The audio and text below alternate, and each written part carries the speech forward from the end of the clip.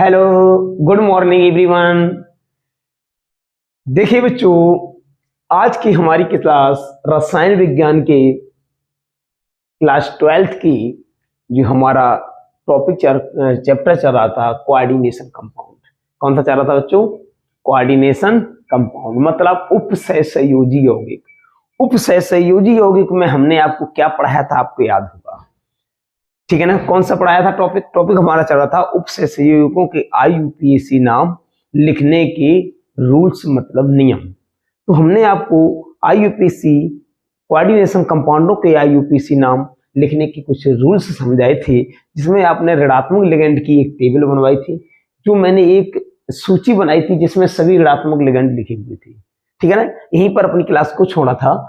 उसमें क्या था, अब यहाँ पे देखिए एक चीज बात आती है कि जो ऋणात्मक लिगेंड की आपने टेबल बनाई थी बच्चों पिछली क्लास में, तो उसमें से अगर एक से किसी भी कंपाउंड में, किसी भी कोऑर्डिनेशन कंपाउंड में एक से अधिक क्रियात्मक समूह आ जाए, नहीं एक से अधिक लिगेंड आ जाए, वो कैसे लिगेंड आ जाए? एक से अधिक ऋणात्मक लिगेंड यदि आ जाते हैं किसी भी उपसहसंयोजी यौगिक में, एक से अधिक ऋणात्मक लिगेंड उपस्थित होते हैं, तो हम नाम कैसे लिखते हैं? तो ये उस समय क्या करना होता है, समझिए। उस समय अगर एक से अधिक ऋणात्मक, जैसे उसमें NO2 आ जाए, Cl आ जाए, SO4 भी आ जाए, ठीक है ना? तीनों कैसे हैं? ऋणात्मक लिगेंड हैं। मान लीजिए कौन कौन? Cl भी आ जाए, NO2 भी आ जाए, और इसमें भी ऋणान होता है, इसमें भी होता है, और आपका मैंने क्या बताया था? SO4। अगर इस प्रकार से तीनों लिगेंड आ जाते हैं किसी भी कोऑर्डिनेशन कंपाउंड में, तो उसमें हम नाम कैसे लिखेंगे, इस बात को मैं आपको बताने जा रहे हैं। देखिए, जैसे इसमें अब मैं लिखेंगे Cl को क्या लिखते हैं? क्लोरो, NO को नाइट्रो, SO4 को सल्फेटो। ये मैंने आपको टेबल में समझाया था, है ना? इसके पहले अब बात ये आती है कि नाम किसका पहले लिखेंगे। इनमें तीनों में पता है किसका लिखेंगे? ये तो कंफर्म है। अगर इस प्रकार के उदासीन लिगेंड भी है और ऋणात्मक लिगेंड भी है, तो किसका नाम लिखेंगे? सबसे पहले हम ऋणात्मक लिगेंड का नाम लिखते हैं, उसके बाद उदासीन लिगेंड का नाम लिखते हैं। लेकिन ऋणात्मक लिगेंड में भी किसका पहले लिखेंगे? तो हम पढ़ेंगे क्या? अंग्रेजी की वर्णमाला। क्या पढ़ेंगे? अंग्रेजी की वर्णमाला। देखिए, जैसे Cl को क्या बोलते हैं? क्लोरो, NO2 को नाइट्रो, SO4 को सल्फेटो। अब पढ़ते हैं क्लोरो को किससे लिखेंगे? C से, क्योंकि क्लोरो क्या होती है? CHLOR। पहला लेटर क्या? C हुआ। नाइट्रो क्या लिखे? NITRO, nitro. सल्फेटो को SLPHTO, सल्फेटो। देखिए बच्चों, अब यहां पर यदि बात करें तो इसका पहला लेटर C, इसका पहला लेटर N, इसका पहला लेटर S। तो इसमें जब अंग्रेजी की वर्णमाला पढ़ते हैं, जिसका पहले लेटर आता है उसी का नाम पहले लिखते हैं, उसी क्रम से। तो पहले किसे लिखेंगे? क्लोरो, C पहले आएगा, क्लोरो। उसके बाद कौन आएगा? पढ़िए, फिर आएगा N, फिर लिखेंगे नाइट्रो, और बाद में आएगा सल्फेट, मतलब सल्फेटो लिखेंगे। क्लियर? जब ऋणात्मक लिगेंडों का नाम लिख जाता है, उसके बाद प्रारंभ करते हैं उदासीन लिगेंडों का नाम लिखना। ओके, आगे बात समझ में? ठीक है। अब इस रूल को समझते हैं। ये हम आपको समझा चुके थे, पिछली क्लास में इन चीजों को बता दिया था। अब बात करते हैं हम लोग क्या कि नेक्स्ट छठवां रूल्स क्या है। देखिए, उदासीन लिगेंडों का नाम नहीं बदलते हैं, उदासीन लिगेंडों का नाम नहीं बदलते हैं, परंतु कुछ अपवाद हैं। अपवाद का मतलब आप जानते हैं, कुछ लोग जो रूल्स का पालन नहीं करते हैं उसे कहते हैं अपवाद। तो मतलब उदासीन लिगेंडों का नाम तो नहीं बदलते हैं, लेकिन कुछ अपवाद हैं। तो अपवाद का मतलब कुछ का बदल जाता है। बात समझे? नाम तो लिगेंड का नहीं बदलते उदासीन, लेकिन कुछ का अपवाद है, तो कुछ का बदल जाता है, जिन्हें विशेष नाम दिया जाता है। जैसे H2O का क्या नाम होगा IUPAC? बताइए, H2O का क्या किसी नाम होगा? एक्वा। क्या होगा? एक्वा। बताइए बच्चों, क्या होगा? एक्वा। अमोनिया का NH3 का एमीन, NH3 का एमीन। और देखिए, कार्बन मोनोऑक्साइड जिसे बोलते हैं CO, ये कार्बन मोनोऑक्साइड, इसका क्या लिखेंगे IUPAC नाम? कार्बोनिल। कार्बोनिक नहीं होगा, कार्बोनिल, कार्बोनिल। और एनो का क्या होगा? नाइट्रोसिल। एनो होता है नाइट्रिक ऑक्साइड, इसका नाम होता है एनो। देखिए बच्चों, क्या बता रहे थे? एनो का क्या होगा? नाइट्रोसिल। क्या होगा? नाइट्रोसिल। अब बात करते हैं इसी का छठवें रूल्स का पॉइंट है बी, धनावेशित लिगेंडों के नाम के अंत में, धनावेशित लिगेंडों के नाम के अंत में ईएम लगाते हैं। क्या लगाते हैं? इयम इद धनाबे, ये तो उदासीन लिगेंड की बात थी। उदासीन लिगेंडों के नाम नहीं बदलते, परंतु कुछ के बदलते हैं। H2 का एक्वा, NH3 का एमीन, CO का कार्बोनिल, NO का नाइट्रोसिल। अब बात करते हैं इसी का सेकंड पॉइंट है बी, धनावेशी लिगेंडों के नाम के अंत में इयम लगाते हैं। अगर धनावेशी लिगेंड आ जाए तो उसके अनुलग्न के रूप में अंत में क्या लगे, इयम।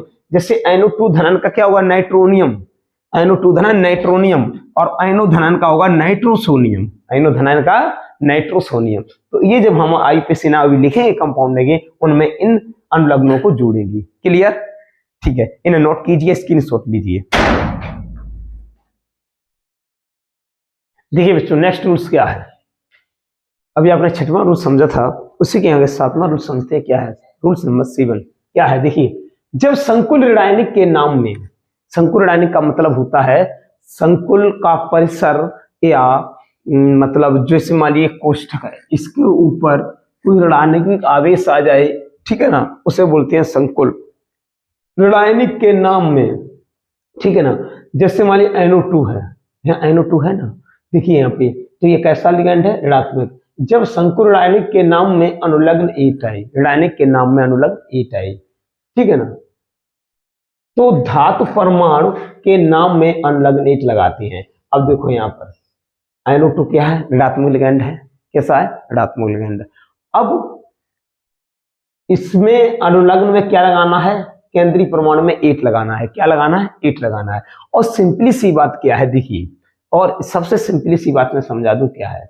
जैसे यहाँ पे कोई धातु आ जाए, कोई संकुल आयन, जैसे संकुल यौगिक कोई लिखने से पहले, कोई भी संकुल यौगिक लिखने से पहले, ये जो संकुल कंपाउंड है, कोष्ठक के बाहर यदि कोई धातु आ जाए, धातु पोटेशियम आ जाए, सोडियम आ जाए, कैल्शियम आ जाए, मतलब एस मिला की यदि कोई भी धातु आ जाती है, तो ठीक है ना, तो इसके अंदर जो केंद्रीय धातु होगी, कौन, केंद्रीय धातु, डी ब्लॉक की, जैसे CO, Fe, ये केंद्रीय धातु हैं। इनमें हम क्या जोड़ देंगे, अनुलग्न में 8 शब्द जोड़ देंगे, ठीक है ना। देखो स्टार्ट कर देखते हैं।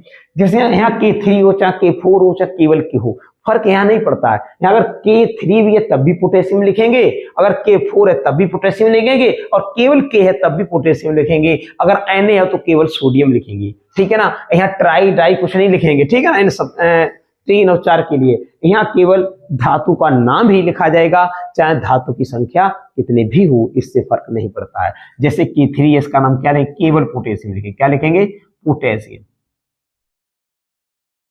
पोटेशियम। अब बात करते हैं लिगेंड कौन है, NO2। आपको पता है NO2 लिगेंड क्या होता है। अभी आपने ऋणात्मक लिगेंड इससे पहले वाली क्लास में देखी थी, ऋणात्मक लिगेंड की टेबल बनाई थी। NO2 को क्या लिखा था, नाइट्रेटो, क्या लिखा था, नाइट्रेटो लिखा था। उसमें सभी ऋणात्मक लिगेंडों में O जोड़ देते हैं, क्या जोड़ देते हैं, O। तो यहाँ क्या लिखेंगे, नाइट्रेटो है। कितने नाइट्रेटो, 6 के लिए हेक्सा, संख्या 6 के लिए क्या आता है, हेक्सा, हेक्सा नाइट्रेटो, नाइट्रेटो, देखो आ गया नाइट्रेटो। अब नाइट्रेटो, अब केंद्रीय धातु कौन है, कोबाल्ट, क्या है, कोबाल्ट, ठीक है ना। अब देखो कोबाल्ट तो है, आप ये जानते हैं कोबाल्ट, लेकिन यहां पर अगर धातु आ जाए कोष्ठक के बाहर, ठीक है ना, तो क्या लिखेंगे, शब्द अनुलग्न 8 लगाते हैं, तो क्या हो जाए, कोबाल्टेट, क्या लिखेंगे, कोबाल्टेट। अब सही हुआ। अब लिखते हैं ऑक्सीकरण संख्या कितनी है। देखिए NO2 की बच्चों क्या होती है, 1 ऋणायन, NO2 पे क्या होता है, 1 ऋणायन, तो ऑक्सीकरण संख्या क्या होगी, -1। और K पे कितनी होती है, +1, K की कितनी होती है, +1, K पे एक धनायन होता है तो +1। अब देखिए अब K कितने हैं, 3, 3 एकम 3, तो कितना धनायन, 3 हो गया। NO2 पे कितना ऋणायन है, 1, तो कितने NO2 है, 6, तो इसमें 6 का मल्टीप्लाई कर दो तो -6 हो गया।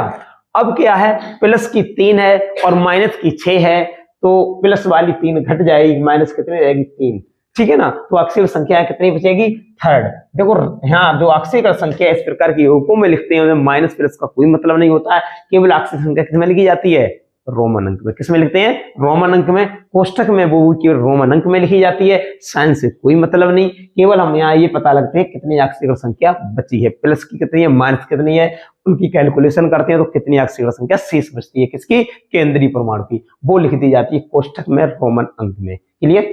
अब बात करते हैं इसी प्रकार इस कंपाउंड, देखिए यहाँ पे K4 है नो प्रॉब्लम, K4 हो चाहे 3 हो, कोई मतलब नहीं, केवल क्या लिखेंगे, पोटेशियम। क्या लिखेंगे, पोटेशियम, बिल्कुल सही। अब बात करते हैं, देखो सीएन, सीएन का जो हम आईयूपीएसी नाम लिखते हैं, सीएन कौन है, साइनाइड लिगेंड। कौन है, साइनाइड लिगेंड। जब इसका आईयूपीएसी में नाम लिखते हैं तो क्या लिखते हैं, साइनो। क्या बोलते हैं बच्चों, साइनो। पोटेशियम। अब 6 के लिए अगर काउंटर संख्या 2 होती है या लिगेंड की संख्या 2 हो तो डाई लिखते हैं, 3 हो तो ट्राई लिखते हैं, 4 हो तो टेट्रा, 5 है तो पेंटा और 6 है तो हेक्सा। तो क्या लिखेंगे, हेक्सा। हेक्सा कौन है बच्चों, हेक्सा कौन है, साइनो। तो लिखेंगे हेक्सा साइनो, हेक्सा साइनो। अब लिखिए इसका नाम, एफी को क्या बोलते हैं, फेरस। क्या बोलते हैं, फेरस। लेकिन क्या जोड़ेंगे, अगर धातु आ गया एट तो क्या हो जाएगा, फेरेट। फेरस का हो जाएगा फेरेट। अक्षर संख्या देखिए, सीएन की -6 हो जाएगी, सीएन पे -1 होता है, सीएन का -1 होता है, और सी है, सीएन है कितने 6, और के पे बताइए आपको +1 होता है, कितने के हैं 4, तो यहाँ कितनी हो जाएगी -6 और यहाँ हो जाएगी +4। अक्षर संख्या देखिए, अब यहाँ बचेगी कितनी, माइनस की 2 बचेगी। अब 2 बचेगी तो यहाँ क्या लिखेंगे, सेकेंड। प्लस माइनस कोई मतलब नहीं, केवल अक्षर संख्या रोमन अंक में लिखेंगे। क्लियर, कोई बात नहीं। अब नेक्स्ट है क्या, उसका भी लिखें, एक नाम बचा है के का, फिर क्या लिखेंगे, पोटेशियम। क्या लिखेंगे, पोटेशियम। अब यहाँ देखो, ई काया अणु लिगेंड उदासीन, ए काया साइनाइड लिगेंड सीएन ऋणात्मक। अब बताइए इनमें से किसका नाम पहले लिखेंगे, बोलिए भाई, पहले किसका लिखेंगे।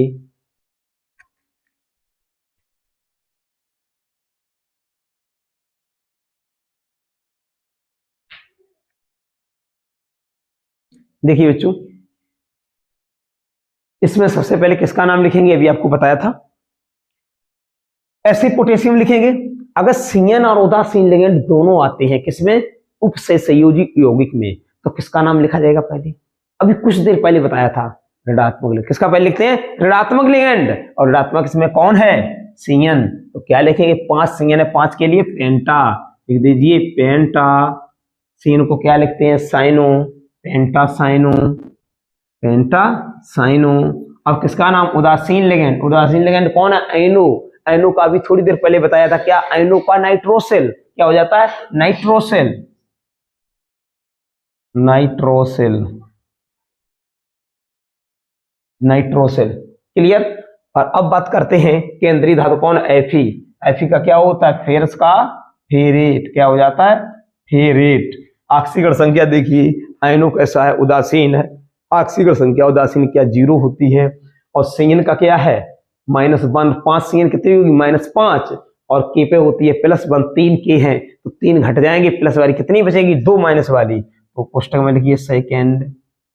क्लियर, ठीक है बच्चों। इस तरीके से आईयूपीएसी नाम इन कंपाउंडों के हमने लिखे हैं, और उम्मीद करता हूं आपको बहुत अच्छी से समझ में आए होंगे बच्चों। इन्हें नोट कीजिए, स्क्रीनशॉट लीजिए।